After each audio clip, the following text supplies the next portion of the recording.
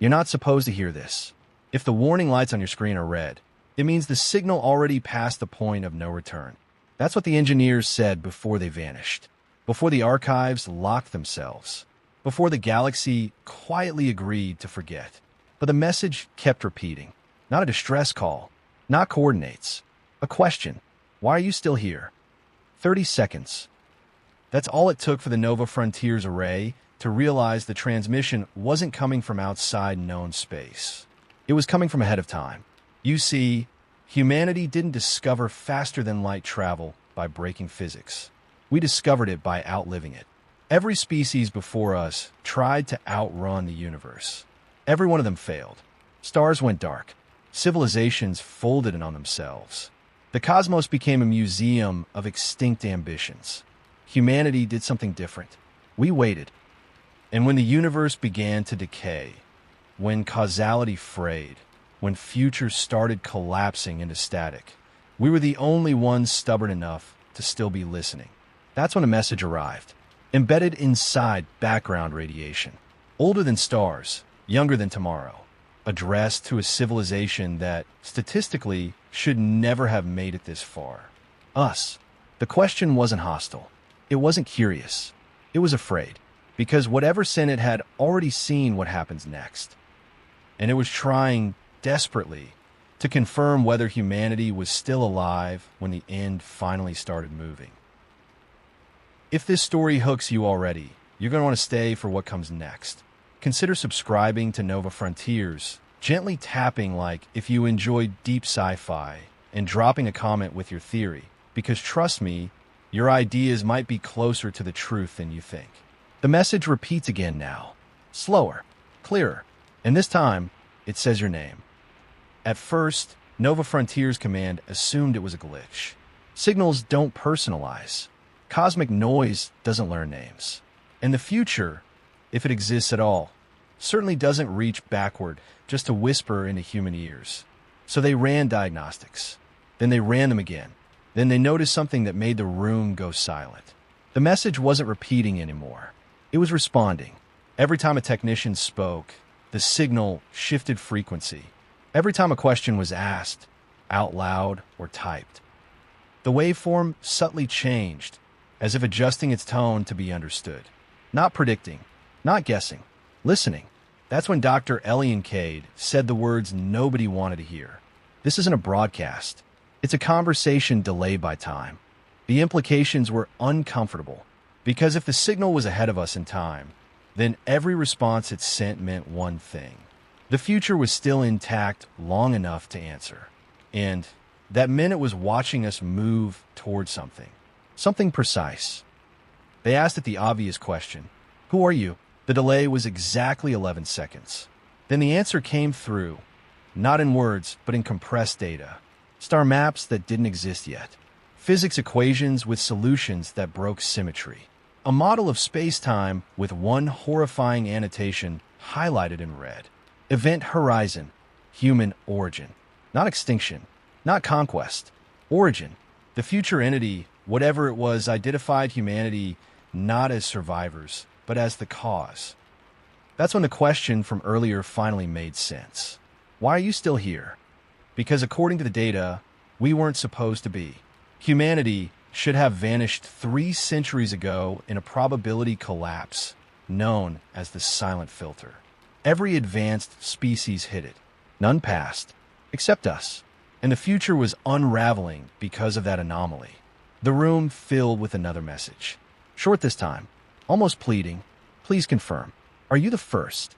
No one answered. Because for the first time in human history, the fear wasn't about dying.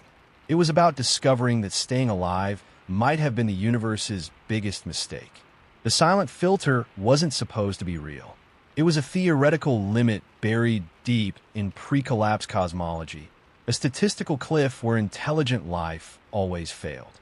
Not by war, not by plague, but by inevitability.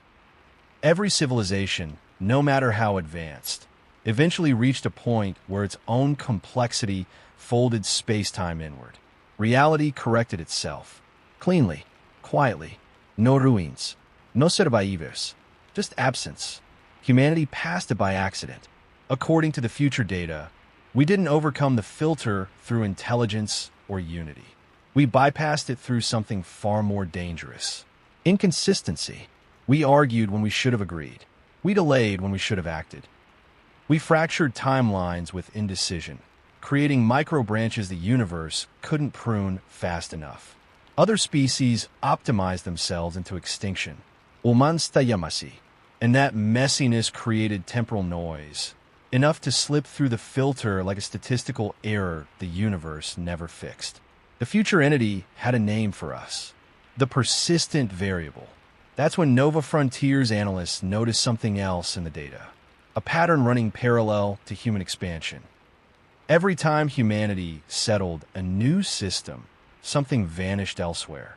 Entire regions of space-time went silent, as if overwritten, not destroyed, replaced. The future wasn't collapsing randomly. It was being edited. The entity sent one final visual, an overlay of reality at 2 points in time. In the future version, human space filled the map. In the present version, it was still small, but the total mass of the universe remained constant. Meaning every human world that existed later had displaced something else. Something older. Something fundamental. The future didn't fear humanity because we were violent. It feared us because we were incompatible. A species that didn't just survive the universe, but quietly rewrote it by continuing to exist. And now the future needed to know one thing before it decided what to do next. Not whether humanity would expand, but whether we could be convinced to stop. Because if we didn't, the final state of the universe wouldn't be heat death. It would be human. The next message didn't arrive as data. It arrived as a countdown. No explanation, no context, just a slowly decreasing number embedded into the cosmic background, visible from every deep space array humanity had ever built. 47 years. That's how much time the future said we had left. Not until extinction, until intervention. Dr. Cade understood it before anyone else did. They're not coming to destroy us, he said quietly. They're coming to correct us. Because from the future's perspective, humanity wasn't a civilization. We were a rounding error that refused to disappear. The entity finally identified itself, not as an intelligence, but as a consensus, a convergence of post-causal civilizations that had survived long enough to merge their timelines into a single stable outcome. They called themselves the Continuum. Every species that reached their level faced a choice: stabilize reality by accepting a fixed future, or be removed to preserve coherence. Humanity had unknowingly rejected that choice simply by existing unpredictably. The Continuum's ultimatum was precise. Humanity must cap expansion. No further colonization beyond the Orion Arm. No temporal research. No attempts to fracture causality again. In exchange, we would be allowed to exist contained, observed, harmless. A cosmic reservation. And if we refused, the countdown reached 46 years, 11 months. They wouldn't attack Earth. They wouldn't fire weapons. They wouldn't even touch our fleets. They would do something far worse. They would retroactively remove the conditions that allowed humanity to pass the silent filter. No war. No apocalypse.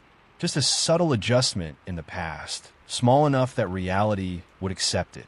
Humanity would simply never make it this far. The room erupted in arguments. Morality, survival, defiance. But beneath it all was a deeper fear no one said out loud. If the Continuum existed to preserve reality, and they feared us this much, what do they know about what humans would eventually become? The vote was never meant to be unanimous. Nova Frontiers leadership knew that. Humanity had never agreed on anything important, not borders, not gods, not the shape of truth itself. Expecting unity now would have been a lie dressed as hope. But when the final tally appeared, the room went quiet anyway. 71% rejected the Continuum's ultimatum, not because we were brave, because we were tired of being told what we were allowed to become. Dr. Cade recorded the official response personally. No threats, no speeches, just a single sentence transmitted back along the same impossible channel. We don't know what will turn into either. Then he added a second line, off the record but deliberately unencrypted. But we refused to find out by standing still. The future didn't answer immediately. Instead, something changed. Deep space probes began returning inconsistent readings. Stars that should have been there weren't. Others appeared early, burning with the wrong spectra, as if lit by unfamiliar physics. Causality was loosening. The continuum wasn't waiting 47 years. They were beginning the correction now. But humanity had one advantage they didn't. We were already broken. Decades of reckless experimentation had left behind scars in space-time. Unstable corridors, failed jumps, regions where cause and effect argued with each other. The continuum avoided those zones. They were inefficient, dangerous. To us, they felt like home. Project Nova's final protocol was activated. Not a weapon, a migration. Humanity would push into the fractured regions of reality, the places the universe itself tried to forget.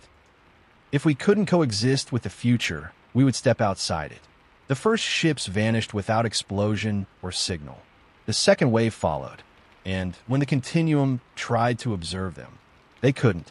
For the first time since their formation, the future lost track of the present, and that terrified them. History would later argue whether it should even be called a war. No fleets clashed, no planets burned, no heroic last stands carved into stone.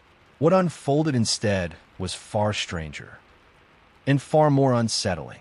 It was a war of visibility. The Continuum began sealing timelines.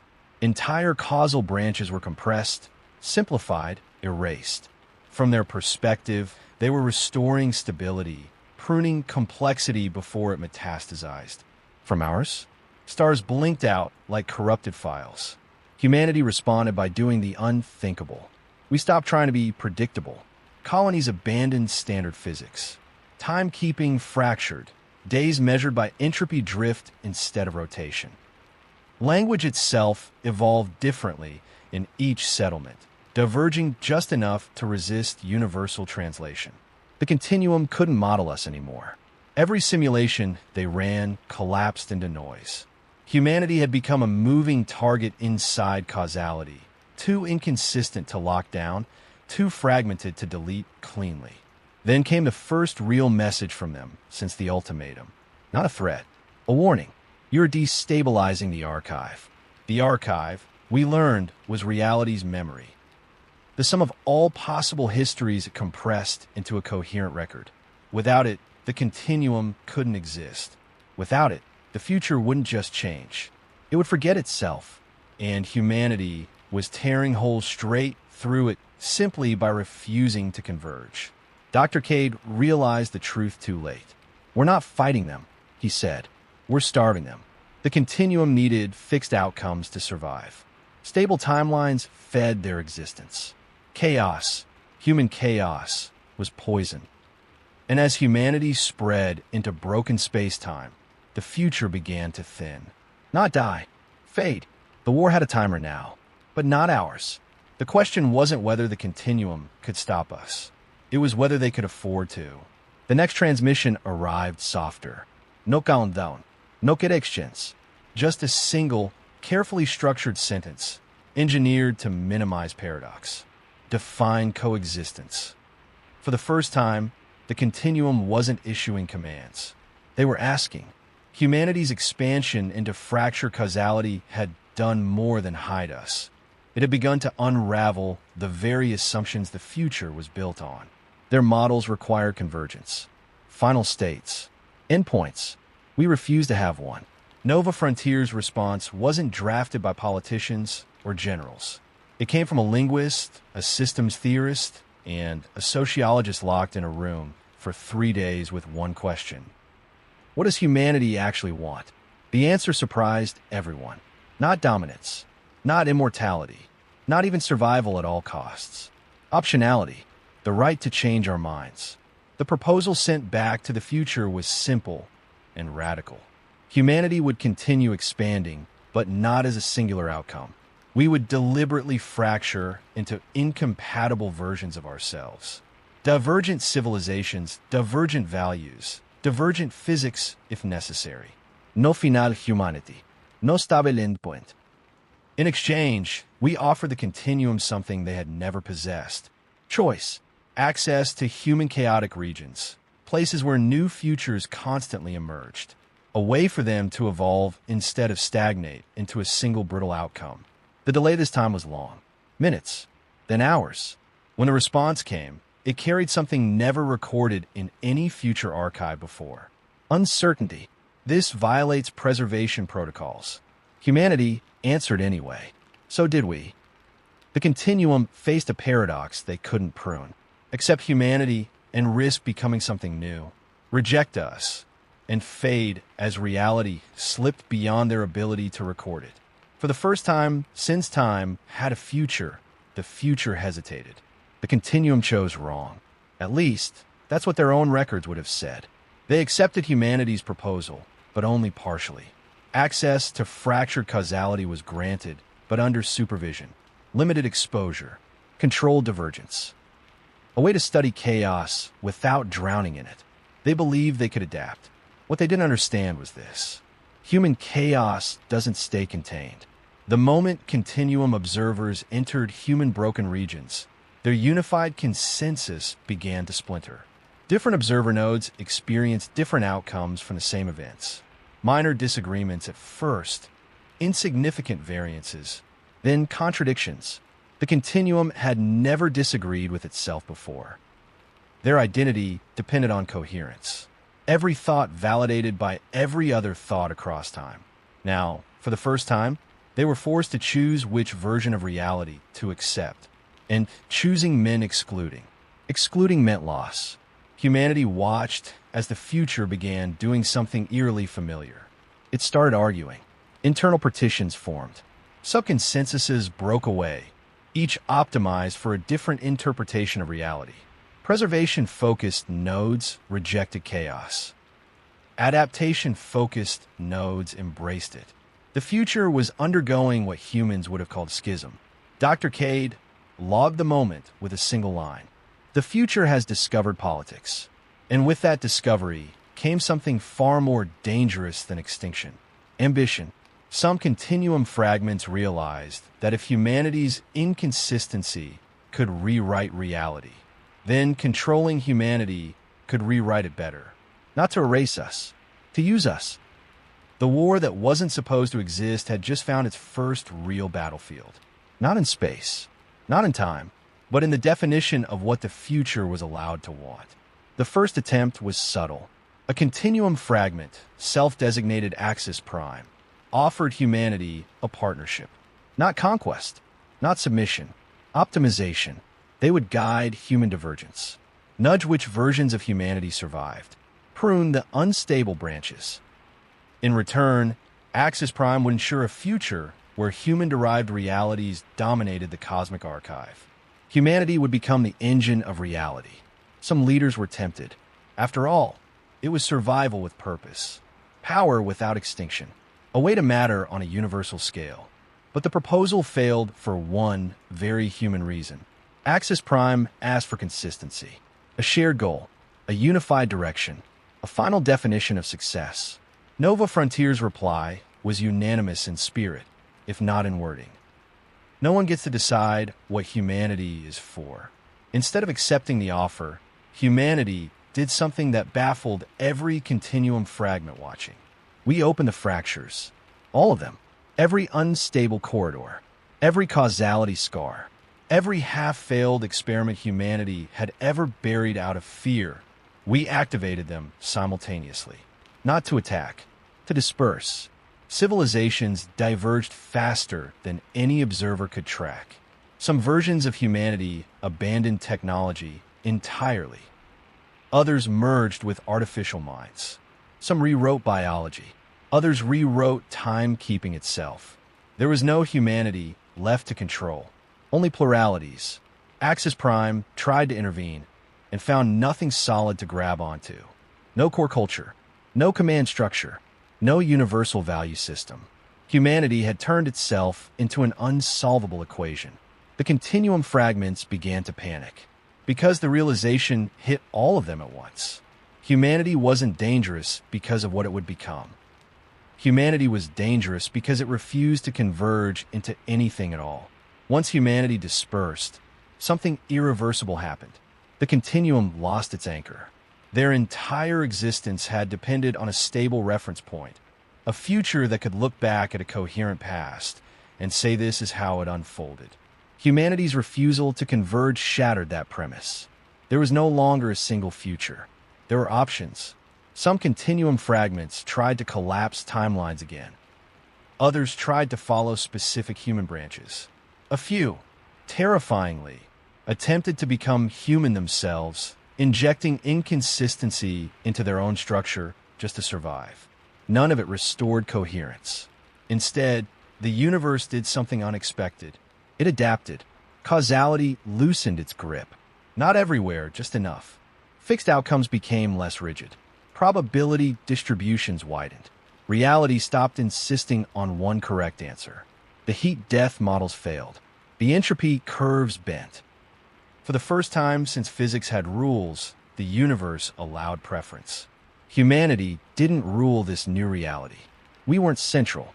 We weren't special. We were contagious. The future entity that once asked, "Why are you still here?" no longer existed as a singular voice. But echoes of it remained, scattered across diverging timelines. In one such echo, a final message was recorded, not sent, just stored. You were never the mistake. You were the correction. Dr. Cade never lived to see the full outcome. No version of him did. Or maybe too many did. Because in a universe without convergence, even endings refuse to stay put. Decades later, or perhaps centuries, time had fractured too much to tell. The remnants of humanity began to understand the scale of what we had done. Not through conquest, not through force, but through pure, relentless unpredictability. The stars themselves had become our canvas. Systems no longer obeyed classical orbits. Matter flickered between timelines, and light bent in ways that defied known physics. Where other civilizations once sought stability, humanity thrived in instability. Every settlement became a singularity of possibility, a miniature reality engine, and a node of chaos. The continuum, or what remained of it, was a shadow of its former self. Fragments of consensus drifted between timelines like lost ghosts. Some tried to organize. Some tried to understand. Most simply observed, helplessly, as humans continued to rewrite existence with nothing but sheer imagination and survival instinct. And yet, despite the disorder, there was structure. A new kind of order, not fixed, not absolute, but adaptive. Rules that could bend. Outcomes that could coexist. Possibilities layered upon possibilities. Humanity hadn't broken the universe. We had upgraded it. Dr. Cade's final log, discovered in a fragmented archive decades later, was simple. We were never meant to survive this intact. We were meant to change everything. And maybe that was the point. It became clear. The universe no longer had a center. It had many centers, all of them human, all of them different, all of them alive. Today, Nova Frontiers doesn't track singular events anymore. We track possibilities, branches, divergences. Every signal we detect could be a version of humanity, or something inspired by us. Every star may harbor a civilization that descended from one of our fractured timelines. The message that started it all, the one that asked, "Why are you still here?" has become a legend, a relic of a time when the future believed it could control the present. Now, the message is mostly a question we ask ourselves. What else can we become? And the truth is, there's no single answer. Humanity exists everywhere and nowhere at once. The universe adapts to us now, rather than the other way around. Chaos has become a language. Uncertainty has become survival. And in this new cosmos, the only constant is possibility. So if you ever hear a signal that seems impossible, know this. It might just be us. A human echo, leaping through fractured timelines, reminding the universe that nothing, no rule, no protocol, no godlike consensus, can predict what humanity will do next. Nova Frontiers is still listening. Always. And we'll keep exploring. Because survival wasn't the end game. Becoming something new, that's the real frontier. The universe learned a hard truth. Humans don't follow the rules. We write them.